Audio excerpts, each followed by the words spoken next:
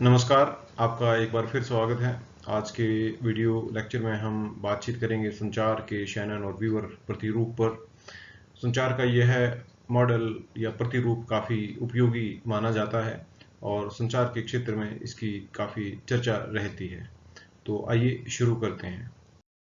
Model पर चर्चा शुरू करने से पहले एक नज़र डालते हैं शैनन और वीवर के जीवन और उनके कार्यों पर। पहले बात हम करेंगे क्लॉड शैनन की। क्लॉड शैनन एक गणितज्ञ थे। उनका जन्म अप्रैल 30, 1916 को हुआ और उनकी मृत्यु 24 फरवरी 2001 को हुई। वह पेशे से इलेक्ट्रिकल इंजीनियर थे और एक क्रिप्टोग्राफर भी थे। उन्हें सूचना सिद्धांत का पिता भी कहा जाता है। इन्हें डिजिटल सर्किट डिजाइन थ्योरी के लिए भी जाना जाता है, जो उन्होंने मास्टर्स डिग्री की थीसिस के तौर पे लिखी थी। उन्होंने क्रिप्टो एनालिसिस के क्षेत्र में भी महारत हासिल थी। द्वितीय विश्व युद्ध के दौरान दुश्मन सेनाओं के संदेशों को डिकोड करने तथा अमेरिकी सेनाओं के दूरसंचार को सुरक्षित बनाने में उन्होंने काफी सराहनीय प्रयास किए थे। शैनन ने 1948 में Bell system technical journal mathematical theory of communication नामक शोध पत्र 2 हिस्सों में प्रकाशित किया। उसी शोध पत्र को बाद में एक मॉडल और एक किताब के रूप में डेवलप किया गया, विकसित किया गया। अब बात करते हैं वारेन वीवर की। वीवर का जन्म 1994 में हुआ और मृत्यु 1978 में। वह एक गणितज्ञ थे। उन्होंने विस्कॉन्सिन यूनिवर्सिटी से अध्ययन किया तथा 1920 से 1932 तक वहीं पर अध्यापन कार्य भी किया। उन्होंने रॉकफेलर फाउंडेशन के प्राकृतिक विज्ञान मंडल का 1932 से 55 तक निर्देशन भी किया। रॉकफेलर फाउंडेशन का जो नेचुरल साइंसेज की एक डिवीजन थी, उसमें उन्होंने कार्य किया। उन्हें इलेक्ट्रिक कंप्यूटर की मदद से प्राकृतिक भाषाओं के अनुवाद को प्रस्तावित करने वाला पहला व्यक्ति माना जाता है। वीवर ने शैनन की मैथमेटिकल थ्योरी वाले रिसर्च पेपर को एक पुस्तक के रूप में परिवर्तित किया एवं प्रकाशित किया। कहते हैं कि वीवर ने अपनी तरफ से कुल 28 पेज उसमें नए ऐड किए थे, नए जोड़े थे और बाकी का सारा कंटेंट यूं का यूं था। बहुत लोगों का यह मानना है कि इस मॉडल में, इसको डेवलप करने में वारेन वीवर का योगदान बहुत अल्प था, बहुत कम था। मोस्टली जो सारा का सारा काम था वो शैनन ने किया, लेकिन कई हलकों में वारेन वीवर का नाम भी उसमें जोड़ दिया गया। खासतौर पे जो non technical areas of study थे उनमें ऐसा ज़्यादा हुआ है। जो टेक्निकल एरियाज हैं जैसे कि इंजीनियरिंग और बाकी जो इंफॉर्मेशन टेक्नोलॉजी के क्षेत्र हैं, उनमें अभी भी इस सिद्धांत को शैनन के नाम से ही जाना जाता है। लेकिन बाकी जो सोशल साइंसेज और बाकी क्षेत्रों में जैसे इसको लागू किया गया, तो उन हलकों में यह मॉडल शैनन और वीवर के नाम से, दोनों के नाम से जाना जाता है। आइए अब एक नज़र डालते हैं शैनन वीवर मॉडल के आरेखण के ऊपर। शैनन वीवर ने 6 तत्व इसमें मूल रूप से बताए थे, जिसमें फीडबैक चैनल बाद में कुछ एक्सपर्ट्स ने इसमें जोड़ा और कुल मिला के इसमें 7 तत्व हैं। पहला जो इम्पोर्टेंट तत्व है इसमें वो है सेंडर जो इंफॉर्मेशन का सोर्स भी है। सेंडर एक व्यक्ति है जिसके पास कुछ संदेश है जिसे वो साझा करना चाहता है। तो यह एम यानी कि मैसेज, इसको ये भेजता है, सेंड करता है। यहाँ जो सबसे पहले वो जो इंटरफेस है उसको हमने यहाँ पे शैनन वीवर ने ट्रांसमीटर कहा है। ट्रांसमीटर का काम बेसिकली एनकोडिंग का है, क्योंकि तकनीकी मॉडल है बेसिकली, तो इसलिए यहाँ आप ऐसे समझ सकते हैं जैसे एक टेलीफोन में आप जिसमें बात करते हैं तो सबसे पहले वो आपके मैसेज को इनकोड करता है। इनकोड करता है किस तरह से? आपने बात की, वो एक वॉइस है, sound, form of sound energy, और आपके फोन का जो माइक्रोफोन है वो उसको कन्वर्ट कर देता है एक इलेक्ट्रिकल एनर्जी में। तो इलेक्ट्रिकल सिग्नल्स फिर इस चैनल के थ्रू यहाँ पे रिसीव होते हैं दूसरे एंड पे। यह एंड है रिसीवर के पास, जो हमारा डेस्टिनेशन है।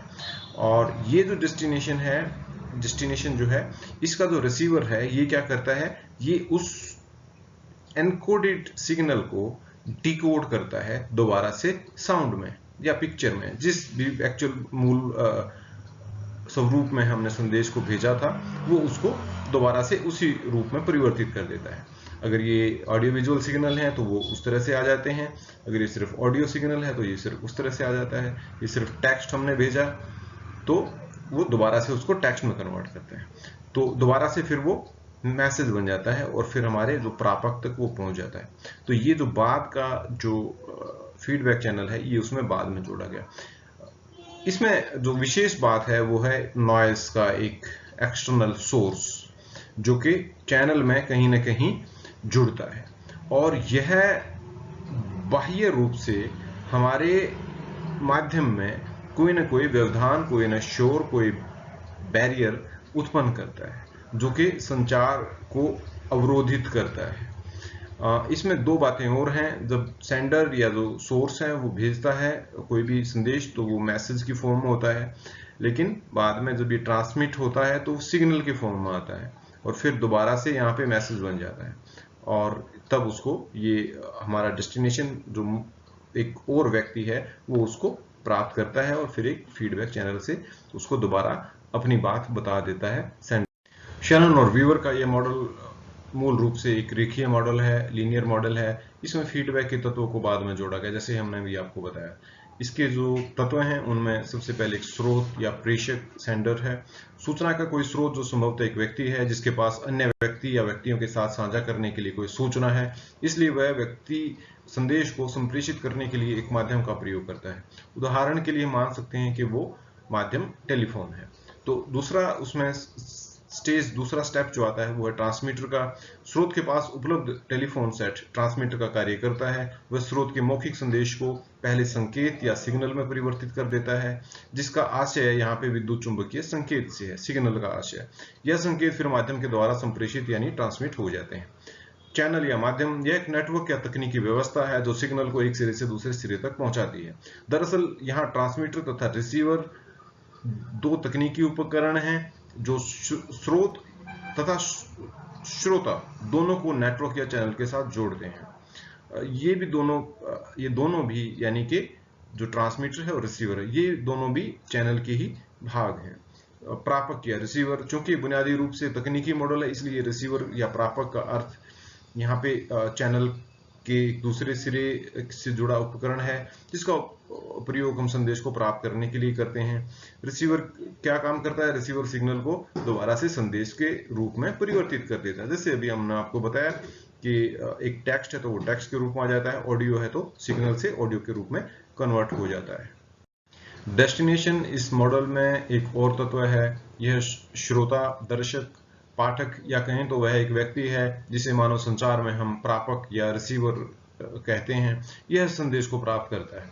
शोर या नॉइस एक और तत्व है। यह कोई भी बाहरी या ऐसा अवांछित तत्व है जो संचार की प्रक्रिया में अवरोध उत्पन्न करता है। यह मूल मॉडल के अनुसार यह ऐसा ही है जैसे खराब मौसम में किसी बाहरी विद्युत चुंबकीय क्षेत्र की वजह से रेडियो सिग्नल के मूल स्वरूप में त्रुटि का आ जाना। हालांकि यदि हम सिमेंटिक्स की बात करें या अर्थ संबंधी अवरोध को भी इसमें शामिल करें तो यह शोर आंतरिक भी हो सकता है, यानी कि जो उस सिस्टम के अंदर है, उस प्रक्रिया के अंदर है, जैसे कि किसी द्विअर्थी शब्द के कारण भ्रम की स्थिति उत्पन्न होना। एनकोडिंग व डिकोडिंग ये दो और उसमें एलिमेंट्स शामिल हैं।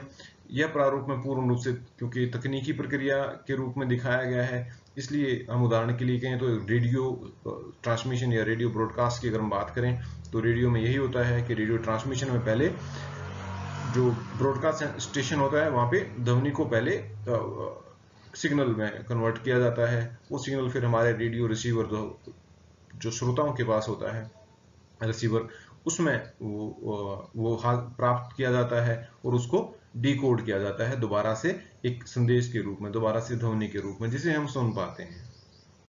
आइए बात करें इसकी एडवांटेजेस और लिमिटेशंस की, यानी उपयुक्तताएं क्या हैं इसकी और इसकी सीमाएं क्या हैं।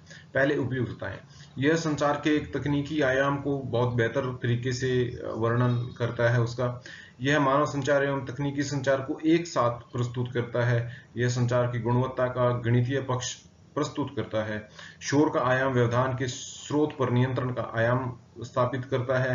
इसे आसानी से दो तरफा संचार के लिए प्रयोग किया जा सकता है।